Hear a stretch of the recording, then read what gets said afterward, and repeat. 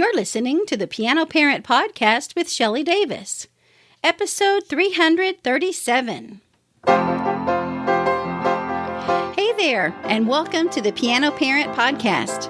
I'm Shelley Davis, a longtime piano teacher and parent with my husband of 4 mostly musical kids. As parents, we spend so much time trying to encourage and motivate our kids. We wonder if we're doing the best things for them. We second guess our decisions, and we worry if we're going to scar them for life. While you focus on encouraging your kids, I'm here to reassure and inspire you. I'll be here every week with practice tips, inspirational teacher interviews, and musical topics to help you impress your kids with your musical knowledge. Parenting is not for the faint of heart, but it's much easier with support, and you have come to the right place. Good morning, piano parents. Thank you so much for tuning in to the show today. I have a special treat for you. Usually when it comes to learning information or the latest gossip, I am typically very far removed from the loop. I'm one of the last people to learn the juiciest news, if I ever even hear it at all. So I was excited when I got the opportunity to visit with today's guest. We are not only hot off the presses with her newest project, but we are getting the news even before the presses start running. We're going to be visiting today with Emily Norris, who is one of the newest authors through Penguin Random House. And Emily is coming on the show today to tell us a little bit about her personal piano story and also about her latest project, a set of piano books for beginning piano students.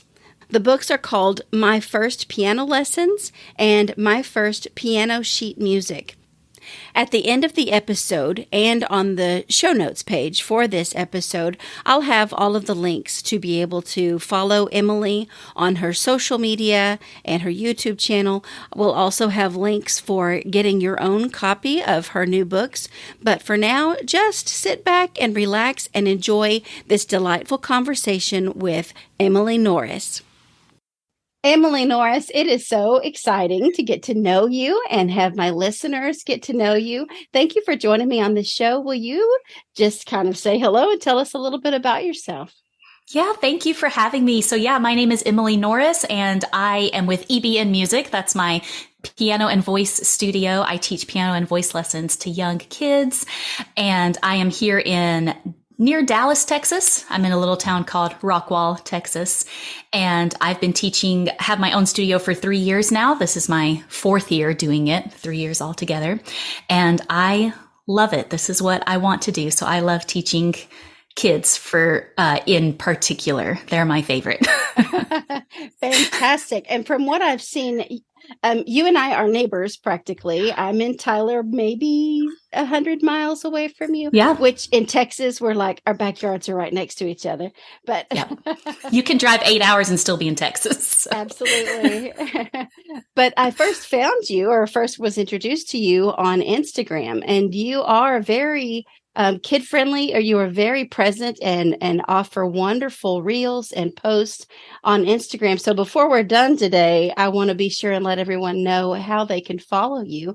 And we've got a kind of a special announcement. Well, you've already announced it on your Instagram, but I'm grateful that you let my listeners get to be some of the first people to hear about your new book that's coming out.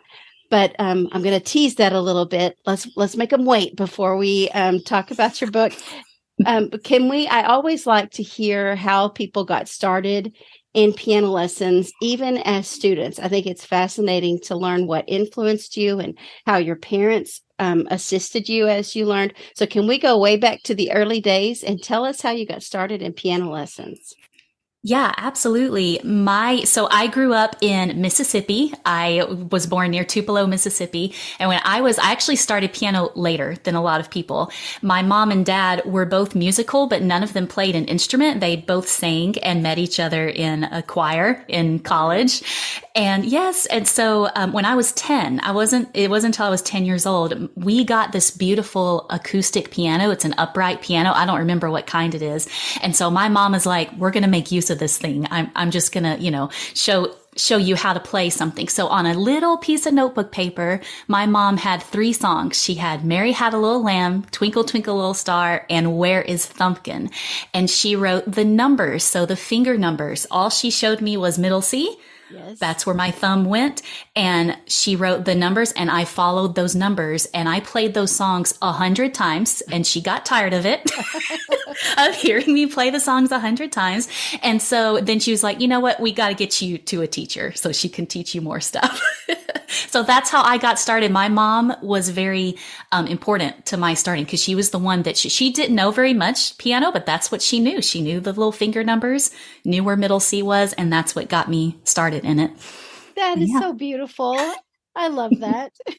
Yeah, I love it too. I wish I would have saved those pieces of paper that had those numbers. I can even picture it, what it looked like now. She even had the lyrics, wrote the lyrics and the numbers over the lyrics. So what a treasure that would be. But I can understand, oh, that's old news. I'm moving on to the big books or something now. Yeah, you got it. That's where my brain was thinking for sure. But that paper stayed on the piano for a long time. So I remember that. Sweet. That is so cool. And then did you have a regular practice routine? Did your parents have to remind you to practice? Or, I mean, if you played Twinkle 100 times, maybe their job was easy. I was about to say my parents did have an easier job with me. They didn't have to tell me to practice because I loved it so much. When I got a little older in my tween years, 12 and 13, they had to set a little bit more of a regular schedule for me, but I was pretty motivated for like recitals. I was like, I wanted to do a good job in a recital, so I'm going to practice a bunch. So I was always just kind of this self-motivated kid. I was a weird kid. And so I would always just sit and play, and I just loved it. I just loved music so much. So they did have kind of an easy job. Of course, if I wasn't playing for a while, they'd be like, Emily, I haven't heard you play piano today. I'm like, oh yeah, okay, I'll go play. So yeah, it was a very like, it wasn't super like strict, but they didn't have to be with me. Yes. With my other sisters, they did a little bit, but. Okay. And are your sisters still musical? Did they continue lessons or learning? Yeah, my sister is still, I actually am kind of teaching her, not teaching, I'm sending her little videos of how to play certain things. Yeah. She's still in it. And then I have 3 sisters. All of them play piano. All of us did piano lessons and we all still play and are still musical. So yeah, it was very much. Yes. I'm very grateful for my parents who were so important in that. Yes. So how did you decide to aim toward teaching? Have you always kind of felt that teacher vibe or? Yeah, good question. Nope, honestly, I haven't always felt the teacher vibe. I honestly wanted to be an accountant. So when I first went to college, I was in a business program for a small amount of time. And then I realized, but I loved music. So I took piano as like my elective. And yes. I was like, and I saw everybody there and like they were doing like cool theory classes and like the music education department. I kind of got to know them and I'm like, I think I want to do this. Like I can actually make a living with music. I want to do it. So I didn't always want to, but when I was in college, like second semester, I was ready to do it. So I have my bachelor's in music education and I have a master's degree in education. So wonderful. I'm trying not to laugh over. I want everyone to hear what you're saying, but inside I'm laughing because I did the same thing. My first semester of college, I'm thinking, well, my goal was I wanted to be married and I wanted to have children. My mother stayed at home with us growing up and that was what I wanted. And so I tried to think of what is a job that I could do that might supplement income and, contribute to the household. Well, of course, I'll just be one of those tax people. They only work in April, Yeah, right? And then I easy. can have the rest of the year. And I had never seen a tax return. And I'm thrown into sophomore corporate accounting with a textbook that weighed about 50 pounds. Oh man, yep. That would be like, maybe not. Not. I scraped through that class with a C, and I was grateful for it. And then I changed my major the next semester. I That love was it. one of the Yeah. hard. I love that. At least we decided that pretty quickly. Right. Well, and I didn't think that I didn't think that teaching piano would be very lucrative. And Yep. I'm glad to report that it is. We've got a lot more, what's the word? Opportunities to, yeah. Opportunities is a good word. I'm just trying to think of validation. I mean, it's a proper job now, That's and right. Yeah. before it was kind of seen more as a hobby or as a side job. But anyway, That's a great point. Yeah. And I actually started, so when I graduated college, my first job was actually teaching, music in an elementary school. So I actually taught K-8 music as my first job, but I had piano lessons as the side hustle for a long time until, things happened. We moved to Texas and then I started my own studio. So yeah. So, yay, good for you. And I'm so glad that now that was probably a whole other conversation we could have as far as making the leap from the steady school income versus going independent. But yay, you. I'm glad you're an independent studio I love it. owner. It's very grateful, very grateful. And I love the parents who trust me with their kids learning. And I love it so much. So I appreciate it. Do you mind if I chase a little rabbit? This isn't on our list of questions that I sent you, but thinking about your current existing parents in your studio and you being the type of student and child that your parents just kind of gently reminded you that you kind of gravitated toward the piano.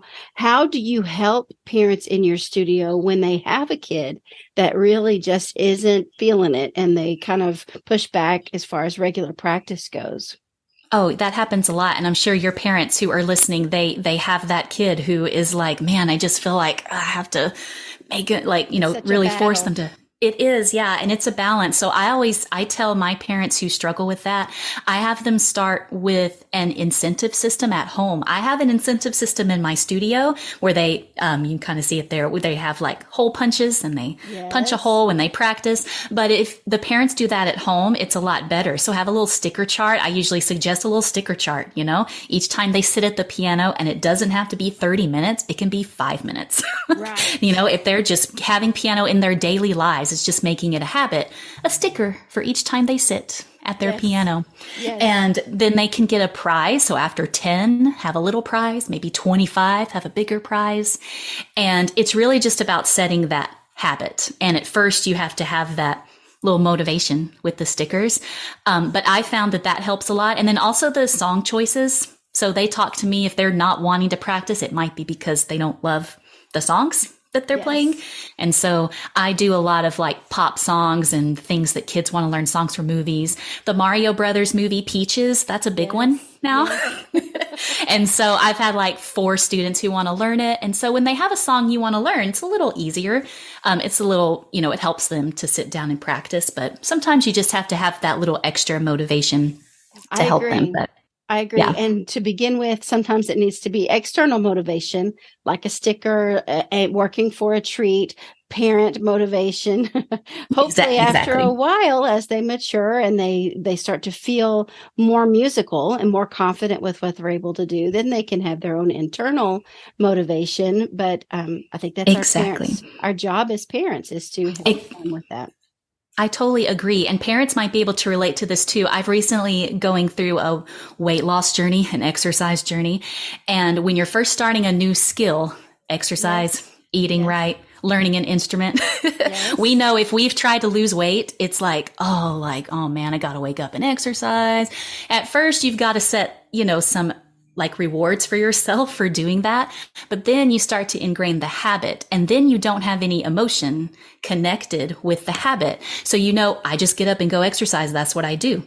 I just wake up and play the piano for 5 minutes. That's what I do. I have no emotion behind it. And so it's just developing that habit. So I'm learning that too as an adult, trying to exercise and eating right. So it's the same I love thing. that you said that. And as parents, as adults, we can recognize that we work for, a bonus at work or some sort of external motivation. And my husband and I have been getting up together and walking. And so I think having an accountability partner is a big help too. And that's where parents help. Great point. Yes. Parents can sit and play piano with their child or listen to them, be their audience, have them there. I think having them be active participants in their kids practicing helps a lot. I know not all the time parents can do that, but just have them sit, show me what you're playing. What are you playing today? That helps a lot. I agree. And I'm going to try to kind of segue this into your books, because one of the things, thank you for sending me sort of an advanced copy of your book. And I've been able to look at it, and I actually used it with some of my students this week. But the thing that I noticed when you sent it to me was that it serves to give students that confidence. It's a song that they're familiar with, and it helps them to be a little more independent, because you've broken it down to the very basic level so that a child can understand. And I think sometimes when they push back against practice, it's because maybe they don't feel like they can do it. I don't want to do stuff that I don't feel confident I can do. So it makes sense a kid might do that as well. So are you ready to talk more about your books? Yes, 100%. And thank you so much for doing that endorsement. I really appreciate that. And yes, so that's one of the things. I think you're exactly right about practicing. Some kids don't do it, not because they don't want to necessarily, or they don't like it, but because they don't understand what they're supposed to do. And so this book was meant to, be a part of the house. Like the parents would buy it to keep it in the house. The kids can just open it up and learn it themselves. And it actually came from going back to when I started, when my mom wrote those numbers, she had also before my first lesson, she had bought me one of those method books. So your parents probably know these method books, right? So mine was the Alfred method book. It was orange. It was the orange. And, I actually flipped through that book, and I taught myself a lot of how to go. I went through that book and learned it all before my first piano lesson. When I went to my first lesson, my teacher had that book, and I was too shy. I was too shy to tell her that I kind of already know how to do it. And so she opened it up and was showing me all the basics, and I'm kind of like, yeah, I know that, but I wasn't saying it. So then by that lesson, when I could play everything, she was like, oh, well, okay, we're moving on then. So it's not all kids can look at these method books that are actually geared toward teachers to use. Parents wanted something they could use at home. So sometimes these method books are not as user friendly for people who don't know music. It's more for the teachers. But I wanted to create something that could be used for parents would understand it, and kids can also understand it. It's very easy. So that is something that was important to me. Yes. And it is called My First Piano Sheet Music, and the subtitle, Easy, Fun to Play Popular Songs for Kids. And so we'll have links to how people can get this for their own home. But I wanted you to tell me, first of all, kind of you sort of explained a little bit of what prompted you to write it. Were there any other factors that caused you to say, okay, I'm going to take my time to put together songs and make a book? Yeah, that's a really good question. So this journey was unique, I think. So I always thought that there needed to be something on the market for, kids to be able to use at home and understand. There's also a companion book to this, the lesson book that goes along with it. So you can use the lesson book and then be able to play the songs from the sheet music. But actually, this book is published by Penguin Random House. So parents probably are very familiar with Penguin Random House. So they actually contacted me about writing this book, because even in their research, they found that parents like your listeners, like you guys, are looking for something to use at home for their kids to start learning piano. and then maybe go to a teacher afterwards. But this is kind of a catalyst to get them springboarded into lessons. And there was nothing on the market yet that was kind of user friendly and that didn't need a teacher. And so Penguin Random House contacted me about writing this. And I'm like, this is in my wheelhouse. This is perfect. And so that's probably the most important reason, is that parents wanted this. It's something that they need and is a need in the market. And so I hope this fulfills that need. And also the songs that I mentioned at the beginning, Mary Had a Little Lamb, Twinkle, Twinkle, Little Star, Where is Thumpkin? Those songs are in here. I was looking for Where is Thumpkin? Yeah, well, it's, brother, it's, Are you sleeping? Are you sleeping? It's not Where is Thumpkin? Are you sleeping? And that's actually in the lesson book. So the lesson book has the Mary Had a Little Lamb and, Brother John, Where is Thumpkin? Yes. And the sheet music book that with the 40 songs, that one has Twinkle, Twinkle, Little Star at the end. So yes, so I use those, because and these songs are also, they're all nursery rhymes and folk songs and songs that you parents know. Your kids probably know them too, although sometimes kids might not know the nursery rhymes these days. One of the reasons that I used familiar songs is also when you're learning music, it's important to use, I always tell my students, you have to use your eyes and your ears.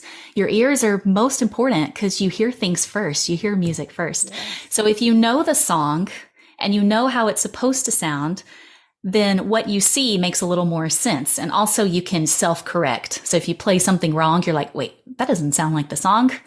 Yes. And so it's a little bit easier that way as well. So that's why these songs are all familiar songs, and they're not original songs or anything like that. They're songs that we know. Yes. Yes. I think that is so important to involve active listening from the very beginning. And I think that is a little bit of a weakness from using a method book where children are always playing, or for the most part, playing original pieces that they don't know how is it supposed to go. So I think that's brilliant that you're using familiar songs, at least songs that are familiar to parents, like you said, and they can easily become familiar to their children to be able to play. Smart. Exactly. Yeah, I think so too. I think that was a good, I think that parents are going to really like that. And I think that it fulfills that need. Not that there's anything wrong with original songs. I think it's good to just learn to play something without hearing it first. But when you're first learning, we'll have something familiar, which is part of the reason why I, at 10 years old, could probably pick up on those songs really easily because I knew them, even though I was reading numbers. I was like, oh, yeah, I know what this sounds like. So I know if I'm playing it wrong. So, yeah. And was it for you, your experience, was it difficult to transition from numbers to letters to staff to wider hand positions? That's a good question. It's a big leap because I know a lot of kids, that's where they struggle. They struggle at certain parts of that. And again, I was a weird kid, and that it came easily for me, which actually wasn't great when I started teaching, because I'm like, well, why isn't this coming easily for everybody else? Right? It came easily for me. But no, most people, like most kids have, you just have to help them bridge that gap a little bit. For me personally, I didn't have a huge problem. And that could be because I started a little older. So there could be some benefit to that. There's also benefit to starting younger. You can have arguments about either one, but, but yeah, I didn't have much of a problem. And when I teach my students, we take the small steps to learn things easy. When I teach them the pop song they want to learn, I just show them kind of what it looks like on the staff. Look, you just played that. Yes. Look at that. That's cool, isn't it? And they're like, whoa. So it kind of just helps bridge the gap a little bit.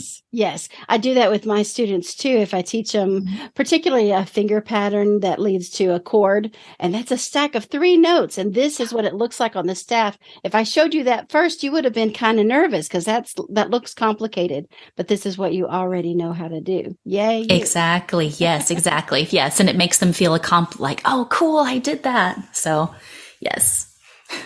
So tell us a little bit more about the format of the book. And I'm looking at the very first page in the sheet music book, and I see Merrily We Roll Along, and I see so many helpful things that I believe would be very help a child to be very independent. There's a picture of the piano keys showing where their fingers are going to play, and then you've got traditional notation on the staff with correct rhythms and all of that, but you've also given them that little help of having the letters inside the note heads. Tell us a little more about that. Yeah, so each of those 40 songs, it's kind of a progression through the book. So it starts easy. Merrily we roll along, kind of like Mary Had a Little Lamb. It starts there. And then it gets a little bit more challenging where you start using the left hand as well. So you start using Mr. Bass Clef, as I call him. Yes. And the last few songs are actually classical songs that are more easily arranged. And they are perhaps the more, I say advanced. It's still very easy, but more advanced as far as the book goes. And yes, they have the picture. So again, this is all about being able to be independent without needing a teacher or even a parent even to help you. Even though the parent is there, you guys are there to help your kids learn it. But that way they can just kind of sit and do it themselves. There's also little fun facts sprinkled throughout the book, random music facts that kids might find interesting. A cool fact about like an astronaut who went into space and created an album. He actually recorded a music album in space, a Canadian astronaut. So that's a little fact in there. And there's some cute facts sprinkled throughout the book to keep the interest in there. So kids can even flip through and find a song that they know, and they'll be able to do it. Or they can just go in order. And I did want to put the alpha, it's called the alpha notation, or, the letter names inside. So it's very easy. And then that way they feel confident in what they're playing.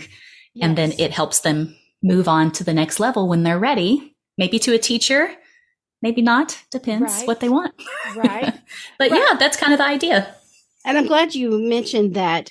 Just like your personal story, your mom got you started with what she knew, and then that satisfied you for a little while. But then you knew that there was so much more available. And I can see these books doing the same thing, that a parent can, if they know their child is maybe interested in piano, maybe a first step before they get involved with a teacher and all of that. Grab this book, give them an opportunity to work on some of the songs independently. And then if the interest is there, that will only satisfy them for a little while. And then you can Exactly. These are not supposed to be the end all be all of piano. This is supposed to be an easy starting point for kids before they go to a teacher. And so, yeah, this isn't like the, to replace teachers at all. No. It's more for just, to have that starting point. If parents aren't ready to pay for lessons yet, or they're like not sure, like, are they actually going to like it? This is a cheaper and easier way to figure that out. So, yeah. Yes. So good. I'm just looking through. It's looking at these songs is reminding me of music that I sang when I was a kid. So I just looked at To Market. Yep. Exactly. Yes. That in years. You know what? Me neither. As I was doing the research, and part of what I wanted to do in the sheet music book, most of the songs are only played with the right hand. So it's only one hand. So it's only 5 notes in the melody, that are really easy. And then toward the end of the book, you start using the both hands, the bass clef, just a few notes in Mr. Bass Clef in the left hand. So doing these little melodies, I was reminded of all of these, like the Little Bo Peep one. I'm like, oh yeah, that one, finding all these songs with just the 5-note melody, was actually a good challenge for me, I feel like. And also I hope that it helps parents and kids have fun with it. Learn some new things, maybe learn some new songs, old songs. I love that. And then my teacher brain goes to what you can do in lessons if they can play this song on a 5-finger melody in the key of C is where you have, then we can easily move to G, and then maybe let's try D, and how that changes with the different keys. Oh yeah, that's a great point. Yeah, because you can experiment starting on the different white keys. So if not starting on C, just see what it sounds like if you start on D. Does it sound a little weird? Like when you play that 3rd key, what can we do to change that? So it does hopefully encourage some ear training too for those kids who are super interested in learning, have a little creative brain. I love that. So good. I'm so excited for you, Emily.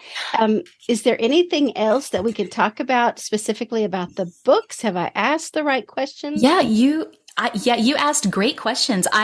For your parents who are listening, most of them are probably your kids might be already be in lessons. They might be just starting lessons. So this sheet music book, which is purple, it's the cover is purple. The purple book is perfect. But if you have a kid who maybe is younger, so if you have a younger sibling who like sees their older sibling and is like, "Ooh, I want to take lessons," then definitely purchase the green book as well. So the green book is the lesson book, My First Piano Lessons. So the green book actually gets them started from square one, how to sit at the piano, where is middle C, what's a half note, what's a quarter note. And then they can move to the purple book when they've done the green book, play some cool songs. Now they're ready for their lesson, or they're ready to start lessons with a teacher. Right. So for those parents who want maybe like from the very first starting point, the green book, My First Piano Lessons, is the perfect place to start there. So that G Sharp, the giraffe, takes you through 10 easy lessons to learn how to play the piano, learn your first songs. And each lesson has a song at the end, and it's going to be a song you know. Mary Had a Little Lamb, Pop Goes the Weasel. Very good. Those kind of songs. Tell me about G Sharp, the giraffe. How did he come about? Oh, G Sharp, the giraffe. We wanted, so Penguin Random House wanted a character to help kind of lead your kids through piano. And so G Sharp, the giraffe just comes from my brain. I also had like a puppy. I had a cat. I had like different ideas, but G Sharp, the giraffe was perfect because he has spots, and one of his spots is a music note. So his little music note is on his neck. So G Sharp, so G Sharp, the giraffe is all throughout the book, the green book and the purple book. He is throughout the book, giving little tips for your kids. He will point out if they've learned a quarter note, he'll point the first quarter note out. What kind of note is this? How many beats does it get? So he's kind of your new piano friend. Yes. Super cute. And I love that he's G sharp. So that makes maybe it makes the sharps and flats a little less intimidating when they come on the picture. Exactly. They'll know that name, like, ooh, sharp. Yeah. Yeah, that's my old friend, G sharp giraffe. I love it. That's right. One of these days, I'm going to get a little stuffed animal of G Sharp, the giraffe, that you can get to maybe put on the piano to a practice buddy. That's right. That's right. Exactly. Good audience member. Well, tell us, please, where can parents go to find these books? Yes, if you want both of them, go to ebnmusic.com/books, and you can pre-order them today. They go on sale on July 11th, but if you pre-order them, you can get them before they hit the shelves. You can get the ebook. There's an ebook version and a paperback version. How exciting. I didn't realize we were that advanced. Yay, us. We're really I know. Sneak peek. That's right. Yes, you're the first. You are definitely, like, I just, today is June 8th. And so I just posted my first announcement post yesterday. And so, yes, this is you're getting your audience. You guys are getting the first, like, pick at it. Look at us go. We are hip and happening. Yay. That's right. Yes. And I hope I hope parents who are listening, I hope this helps you and your kids. And then if you know anybody, like a friend who has a child who's interested in piano, definitely point these out to them. I think will be a great first step for their child as well. Very exciting. And with during the summer, when maybe that's a good time to try new things, this would be a great opportunity to take advantage of that. And then when the fall comes around, get plugged in at your local piano studio. Very good. Yes. Great point. Yeah. That's one of the reasons for doing this in the summer, is because you can kind of start in the summer, and then in August, when teachers start opening up their studios for enrollment, you're ready, and your teacher is going to be very impressed. I agree. I was thinking about that when you were talking earlier, that if I had a student that came and said, we've been working on these books this summer and we want to keep going from here, that's just such a great launching pad. We can definitely move forward from where you've worked. Yes, 100%. Do you have plans for a second set of books in the future, or is this... Yeah, that's a good question. I think we're going to see how these kind of turn out. And then there is talks of doing a more, I wouldn't say intermediate, maybe like more of a beginner 2 sort of a book. But yeah, so right now there's nothing like 100% in the works, but if you guys like it, definitely write a review. These are actually sold on Amazon. So if you do a review on Amazon, let me know how you like it. And then if you want another book, let me know there, or let me know on my socials as well. Which we're going to get to your socials too. I was just going to say this book, the green book, the purple book, they came about because of needs that parents expressed. So when you've consumed those and you're ready for the next one, express that need, and Emily is there to help serve you. 100%. Yes, because these are meant for you, for the parents. So I want these. If you want more, if you want something like a second book, yeah, let me know. Definitely. Wonderful. So tell us about your socials. I was talking about your reels and the different posts you post on Instagram. You just shared a brief tutorial about peaches. You mentioned Super Mario Brothers. You got it. Yes. I appreciate it. A lot of my reels on Instagram, are based on what my students are requesting. Yes. So I do a lot of they give me the inspiration. So I know that kids are interested in these. But yes, my Instagram is at ebn.music on Instagram. So you can check that out. I'm also on YouTube at ebnmusic. Perfect. So you can go to youtube.com/@ebnmusic on YouTube. Wonderful. And check out mine. Yeah. And I'll do all of the research for listeners, and I'll put all of these links together in the show notes for you. So you can go to pianoparentpodcast.com/337. That's the episode number for this interview with Emily. And check her out and be sure and follow her and grab the books for your own piano kids. I would say even if they're already taking lessons, especially the first year students, they will soak this up, and then it'll make the things they're learning in lessons even that much more relative to them. They'll understand it so much better.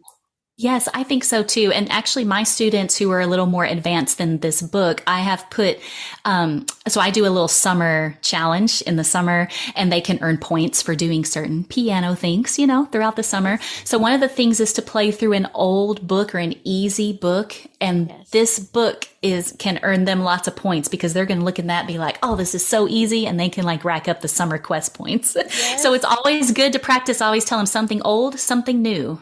Fill your practice with an old song that old meaning you have already learned it and it's ingrained. And then something new is your new, maybe harder song. So this is a great, starting with something old. Great advice. Great advice. Emily, it has been so good to get to know you through this interview. Thank you so much for taking time out of your day to spend with us. Congratulations on your books. I wish you well. And we need to think of a reason for you to come back.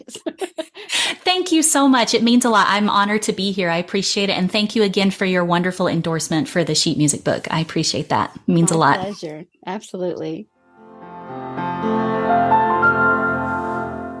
And that's the end of today's episode. Thank you so much for hanging around all the way to the end.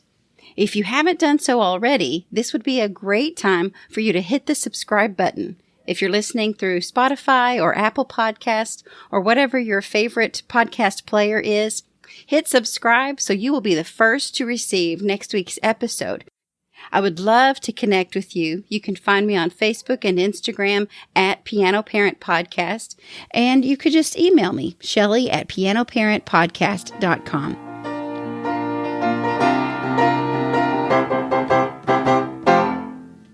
Let me stop us for just a second. Yeah. Sorry. Hi. That's this okay. is Tracy. Hi, Tracy. Emily. How's it going? Oh, okay. She said, how's it going? It's going. She said she can't believe you're interrupting our time. We're conducting important business, and you're all about it. Hey, when did Austin graduate high school? Not 2015. 2015. Okay. That was very important. That was extremely important. Pressing matter. Couldn't have been taken care of later. I love it. Is that your daughter? Is that one of your daughters? She is our youngest daughter. We've got 4 kids, 2 boys and 2 girls, and she's our caboose. Oh, that's so sweet. That's adorable. And I'm actually glad that she's comfortable enough to just come in whenever I'm doing something. So I think that's great too. That's awesome. Didn't bother me at all. Good. I appreciate that. And this will, of course, be edited out. It may go on the blooper reel at the end, but I love it. We'll take care of it. I love it. Sorry that I don't know where we were. We were talking about songs in the book.